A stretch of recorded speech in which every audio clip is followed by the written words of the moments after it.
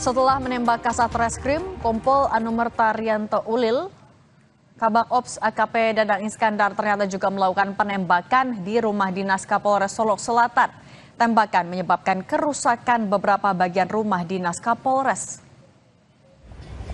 Dari hasil penyelidikan sementara polisi, diketahui fakta bahwa Kabak Ops AKP Dadang Iskandar juga melakukan aksi koboi di rumah Kapolres Solok Selatan. 7 tembakan yang diarahkan ke rumah Kapolres menyebabkan kerusakan di beberapa kaca rumah Kapolres. Tidak ada korban jiwa akibat tembakan tersebut, namun sejumlah bagian di rumah dinas Kapolres Solok Selatan mengalami rusak. Berdasarkan hasil olah TKP tim kami Inavis di lokasi penembakan, betul ada 2, kita temukan selongsong dan proyektil di sana. Kemudian 6 proyektil, 6 selongsong kita temukan di sekitar rumah dinas Kapolres. Saat ini kita juga masih terus melakukan olah TKP lanjutan. Kapolri Jenderal Polisi Listio Sigit Prabowo memberikan penghargaan kepada AKP Rianto Ulil Ansar Rianto sebelumnya menjabat Kasat Reskrim Polres Solok Selatan dengan pangkat Ajun Komisaris Polisi, naik pangkat Anumerta 1 tingkat jadi Komisaris Polisi. Kenaikan pangkat itu disampaikan oleh Kabid Humas Polda Sumbar, Kombes Dwi Sulistiawan.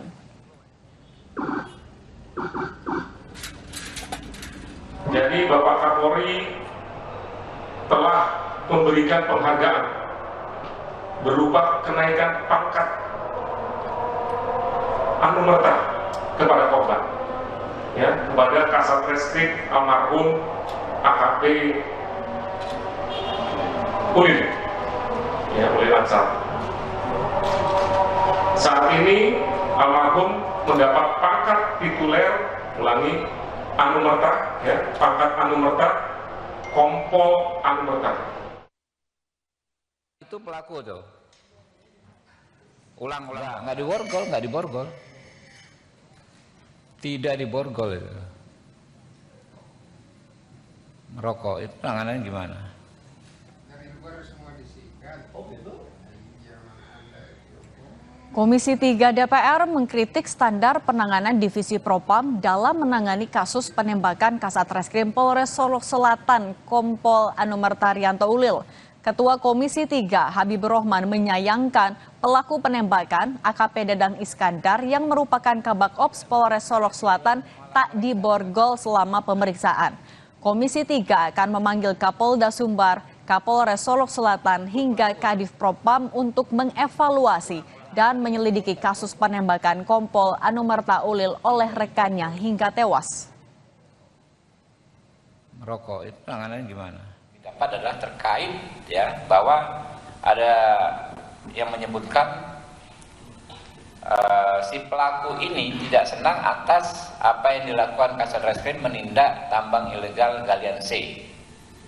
Nah, jadi dipertanyakan apakah pelaku ini membackingi tambang ilegal. Hari Kamis setelah pilkada, ya, kami akan memanggil Kapolda Sumatera Barat, Kapolres Solok Selatan, dan Kadif Propam Mabes Polri untuk membahas masalah ini. Kasus penembakan Kasat Reskrim Solok Selatan, Kompol Anumerta Rianto Ulil menjadi duga kelam bagi institusi Polri. Seorang perwira yang sedang menjalankan tugas untuk menindak tambang ilegal justru tewas di tangan rekannya sendiri. Kapolda Sumatera Barat Irjen Suharyono membenarkan korban Kompol Anumerta Ulil bersama jajaran Reskrim Polres Solok Selatan gencar melakukan penangkapan tambang ilegal. Namun pelaku AKP Dadang Iskandar tidak suka dengan hal ini. Hingga akhirnya terjadi penembakan dari jarak dekat kepada korban di halaman parkir Polres Solok Selatan. Yang dilakukan oleh jajaran Reserse Kriminal Polres Solok Selatan yang dipimpin oleh AKP Ulil, yang bersama-sama anggota sudah beberapa kali menindak secara tegas pelaku kejahatan jenis ini yang tanpa izin. Perwira yang juga barangkali salah satu kita anggap sebagai tersangka, oknum dari anggota kami juga pada posisi kontra terhadap penegakan hukum. Tembakan memang benar, ada tembakan.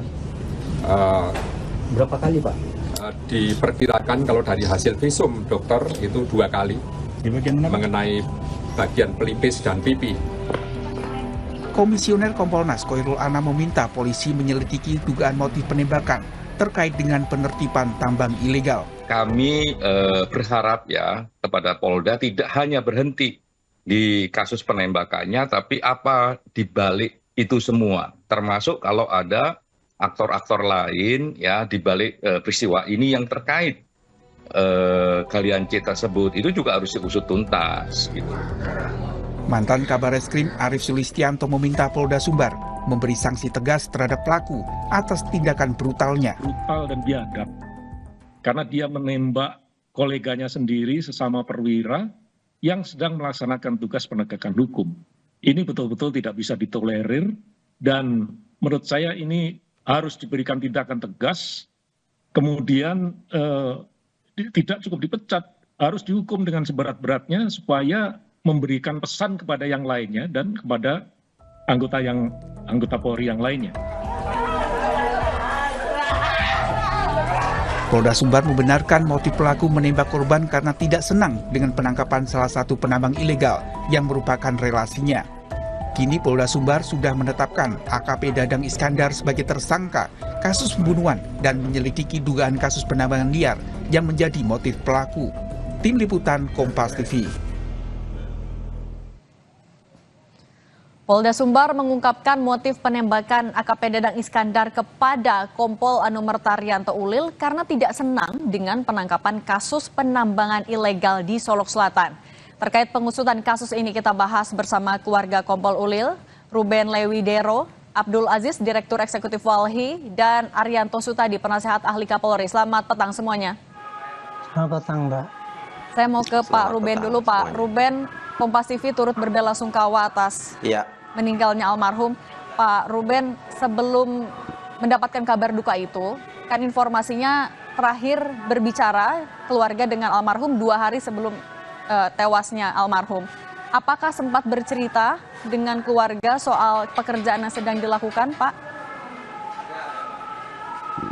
Iya, jadi seperti yang berkali-kali saya sampaikan ya, bahwa anak ponakan kami Rian ini memang sangat dekat dengan keluarga, terutama dengan ibunya, karena ayahnya sendiri sudah wafat beberapa tahun yang lalu dan memang sering curhat.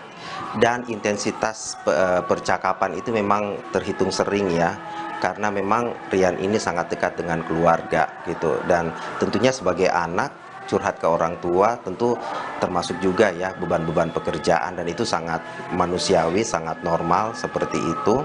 Dan memang dia curhat bahwa tanggung jawabnya itu sangat berat.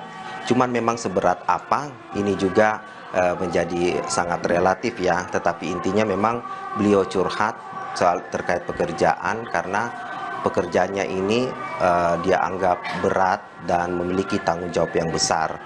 Dan setelah adanya tragedi ini, kami pun bisa menyimpulkan bahwa memang apa yang dialami itu bukan sekedar pengakuan berat, tapi memang berat luar biasa. Kalau tidak berat tentunya tidak terjadi seperti ini. Jadi itu yang bisa kami sampaikan, bahwa memang dia curhat, tetapi detail curhatnya itu ya kami belum tahu, karena yang tahu itu ibunya. Dan Rian ini anak dan ponakan kami yang sangat profesional ya dalam bergaul, terutama juga dengan curhat-curhat, karena beliau ini sangat ingin membahagiakan keluarga, saudara-saudara, om, tante, dan semuanya, termasuk omanya, seperti itu. Jadi dia memang membatasi untuk curhat ke hal-hal tertentu saja, ke orang tertentu. Nah, soal pekerjaan ini dia lebih banyak curhat ke orang tuanya.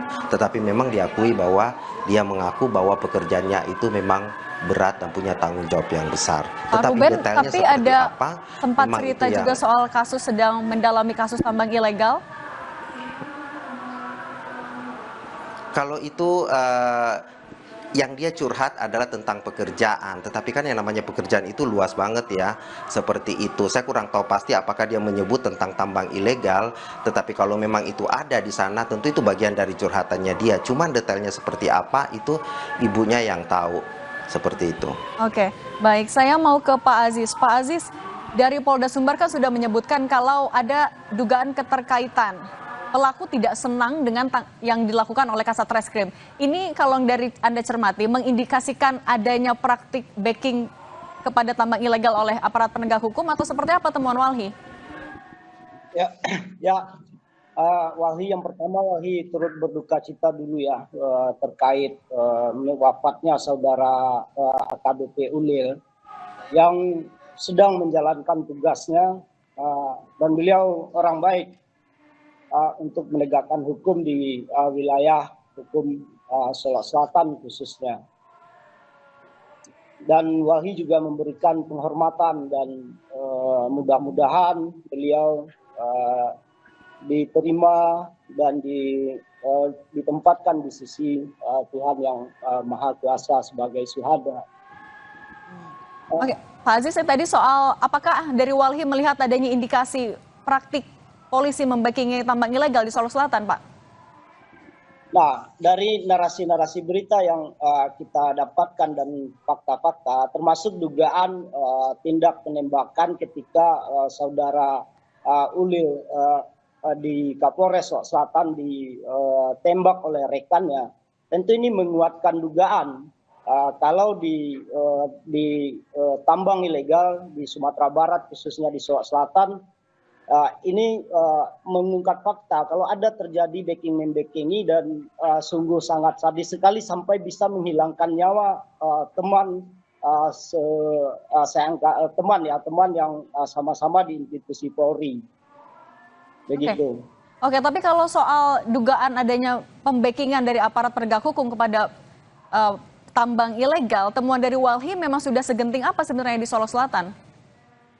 Nah, kalau bicara tambang ilegal di Sumatera Barat, yaitu Solok Selatan, kita bisa melihat dengan kejadian 13 nyawa hilang di Solok karena tambang ilegal, itu kan tidak ada pengusutan tuntas dari pihak kepolisian.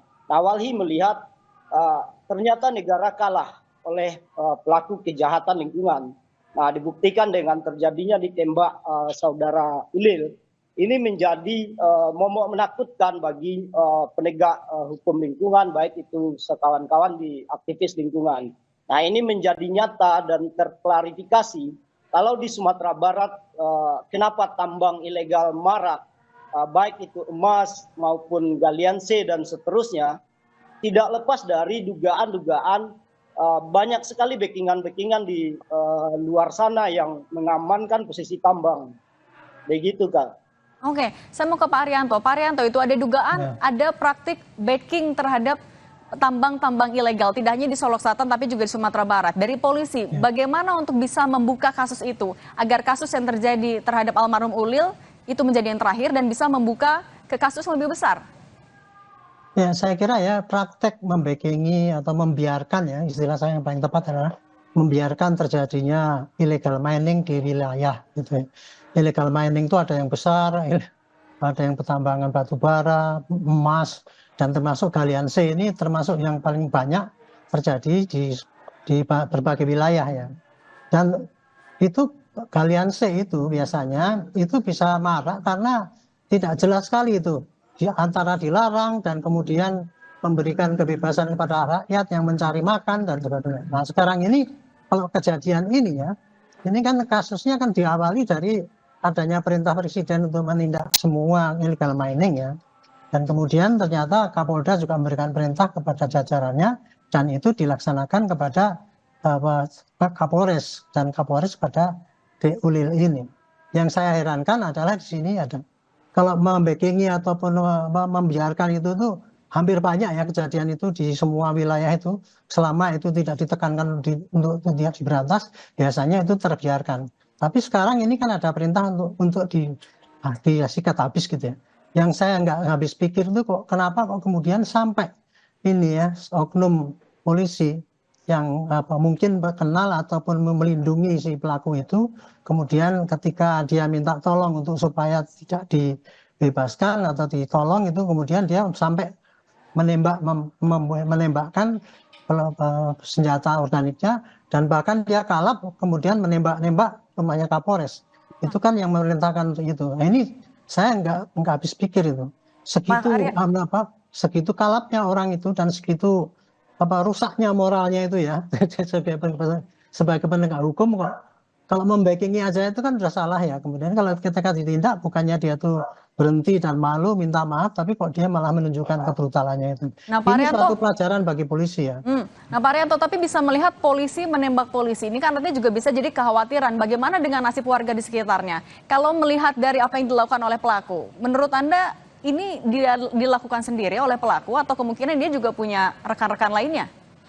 Kalau saya melihat levelnya kota sana Solo dan kemudian ini Kabakop itu, saya nggak ngerti itu, nggak akan mungkin lah dia suatu jaringan yang lebih besar itu ya. Seorang Kabakop di Solo itu sudah merupakan suatu pejabat yang lumayan di situ. Itu jadi dia tidak memerlukan jaringan kalau untuk dia mau melindungi illegal mining galian C itu. Jadi saya pikir ini hanya oknum saja yang berbuat gitu ya. Dan sekarang bukannya saya pikir tidak perlu itu ditakuti bahwa itu illegal mining segitu dahsyatnya mempengaruhi. Ini hanya satu oknum ya. Oknum yang menurut saya oknum yang sudah tidak punya kendali untuk moral untuk menegakkan hukum yang baik. Ini oknum ini tinggal 1 tahun dinas loh ya. Tinggal 1 tahun dinas. Jadi logikanya kan dia kan tidak akan mungkin lah sombong sekali gitu ya, mempunyai kewenangan, mempunyai kekuatan untuk melakukan tindakan yang salah itu gitu. Dan menurut saya ini suatu kesempatan baik bagi polisi ya, tindak tegas itu ya dengan pasal yang berlapis-lapis kepada oknum ini. Jadi bukan hanya etika, tapi juga kemudian illegal mining, termasuk gratifikasinya juga di dalam menerima upah, menerima imbalan mungkin ya kepada kasus illegal mining itu. Oke, jaringan dan juga gratifikasi. Saya mau balik lagi ke Pak Aziz. Pak Aziz, kalau dari temuan Walhi, untuk kasus seperti ini sudah sebesar apa sih di Solok Selatan? Kalau menurut Anda sendiri, bagaimana polisi bisa membongkar ini dengan jelas? Sebenarnya kalau untuk kasus di illegal mining atau tambang ilegal di Solok Selatan dan Sumbar, ini barang yang sangat terbuka sekali untuk kita lihat. Jadi tidak terlalu sulit kita menemukan bagaimana tambang-tambang ilegal di Sumatera Barat itu ada yang di pinggir jalan nasional. Itu bisa saja misalnya orang lewat tahu dia, oh ini ternyata ada tambang ilegal. Nah, pembiaran seperti ini tentu sangat mencederai hukum Indonesia dan saya menganggapnya kalau tidak ada backingan tentu akan ada jaringan yang sangat kuat sehingga tidak mampu ditembus oleh Kapolda Sumatera Barat atau Polri. Dan kejadian di Kapolres Solok Selatan dengan tembak-menembak ini kejadian yang di luar nalar dan membuktikan kalau illegal mining atau tambang ilegal di Solok Selatan itu dan di Sumbar pada umumnya lebih kuat dari penegak hukum. Dan ini sangat mencederai sistem bernegara kita.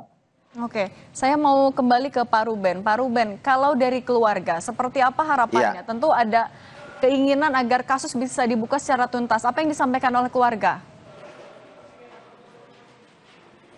Iya, tentu saja ini adalah kejadian yang sangat traumatik ya buat keluarga.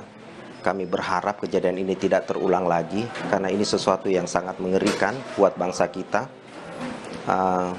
Karena ini akan bisa menghambat pembangunan ya. Dan kita tahu sendiri untuk negara bisa menjadi maju itu kan perlu dedikasi, integritas, kejujuran. Nah, anak kami ini memiliki itu dan ternyata harus meregang nyawa. Jadi ini harus dituntaskan ya, supaya keadilan bisa tegak setegak-tegaknya ya seperti itu, sehingga bisa berpengaruh secara positif dan ini tidak terulang lagi di masa mendatang. Kita bisa bayangkan ya, apabila ini disaksikan anak-anak muda yang lain, mereka akan bisa berpikir untuk menjadi pribadi yang jujur karena mereka melihat bahwa menjadi pribadi jujur di negeri ini itu sesuatu yang sangat mengerikan. Tetapi kalau ada penindakan yang tegas, maka anak-anak muda bisa punya jaminan untuk bersikap jujur. Dan itulah karakter bangsa kita yang sebenarnya. Jadi keluarga berharap, saya berharap, dan kita semua berharap kasus ini bisa diangkat seterang-terangnya, kemudian keadilan ditegakkan setinggi-tingginya. Seperti itu. Dengan demikian, wibawa negara kita ada, kami juga sebagai korban di sini juga bisa merasakan keadilan. Karena biarpun juga Indonesia sering mengagungkan keadilan. Kalau sampai ini tidak terwujud, maka keadilan itu akan menjadi semu di negara kita. Itu harapan dari keluarga dan tentunya juga harapan dari saya sebagai paman dari Nak Rian ini. Oke, keadilan yang dijunjung tinggi, Pak Haryanto, ini jadi harapan keluarga untuk bisa dibuka kasus ini secara transparan. Tapi di sisi lain juga polisi harus bisa membuka jaringan backing di tambang ilegal ini juga sama-sama transparan. Apa yang akan dilakukan polisi agar keduanya berjalan bersamaan secara cepat, tegas, dan juga tetap akuntabel, Pak Haryanto? Ya, Kapolri sudah menjelaskan sudah merintahkan kepada Kapolda dan Kapolda juga kemarin saya telepon dan beliau juga mengatakan memang harus ini kami harus bergerak cepat Pak gitu kan. Tetapi juga harus hati-hati supaya jangan sampai terjadi hal-hal yang tidak diinginkan nanti kalau kita membuktikannya ngawur gitu ya. Makanya ini dengan adanya tindakan seperti ini pasti olah TKP akan terus diperdalam dan operasi illegal mining pasti dijamin, saya yakin tidak akan ada lagi itu Galian C yang beroperasi di Solok itu ya, untuk menunjukkan bahwa kita tidak kalah dengan satu sindikat itu tadi. Dan memang dalam hal ini saya juga mohon maaf ya, saya mohon menyampaikan bela sungkawa pada keluarga di Ulil ya. Tadi saya juga nggak dengar kata-katanya Pak Ruben tadi, jadi saya ikut bela sungkawa. Tapi intinya Pak ya, dari Polri pasti tidak akan membiarkan oknum polisi yang seperti itu. Dan ini tindakan yang di Solok ini akan menjadi contohan tindakan Polri terhadap seluruh oknum di seluruh Indonesia yang berbuat seperti semacam ini gitu. Jadi dia tidak hanya akan diproses dengan apa yang kelihatan saja, menembak kemudian atau kode etik dipecat dan sebagainya. Tidak. Pasti dia akan dikejar dengan pasal-pasal yang berlapis ya Pak. Dari tindak pidana korupsi, tindak pidana melindungi illegal mining, tindak pidana pembunuhan yang direncanakan dan sebagainya. Dan ini menunjukkan bahwa inilah keadilan yang akan ditegakkan. Dan di sini juga ini memberikan peringatan kepada para illegal mining yang di lapangan itu. Karena biasanya ya pelaku yang di lapangan itu kan rakyat kecil ya. Dia merasa itu ditindas oleh polisi, kebanyakan begitu. Tetapi para yang membiayai itulah yang kemudian dia membuat jaringan kepada polisi supaya dilindungi. Tapi kalau rakyat kecil yang di lapangan itu, dia hanya pekerja dan apabila ditindak seperti ini biasanya mereka juga protes. Ini dengan kasus ini mudah-mudahan rakyat juga bisa menerima ya. Seandainya Galian C itu memang harus berantas habis dan tidak boleh lagi ditolerir gitu. Jadi kira-kira begitu. Ini satu peristiwa ini mengandung makna yang sangat besar sekali untuk bersih-bersih kita polisi, bersih-bersih masyarakat, bersih-bersih negara ini. Oke, momen bersih-bersih. Terima kasih Pak Haryanto Sutadi, Penasehat Ahli Kapolri, Pak Abdul Aziz, Direktur Eksekutif Walhi, dan Pak Ruben Lewidero, keluarga dari almarhum. Terima kasih semuanya. Sehat selalu. Kami akan kembali dengan informasi Presiden Prabowo Subianto meninggalkan kota London, Inggris Jumat malam waktu setempat. Presiden akan melanjutkan kunjungan kerjanya ke Abu Dhabi.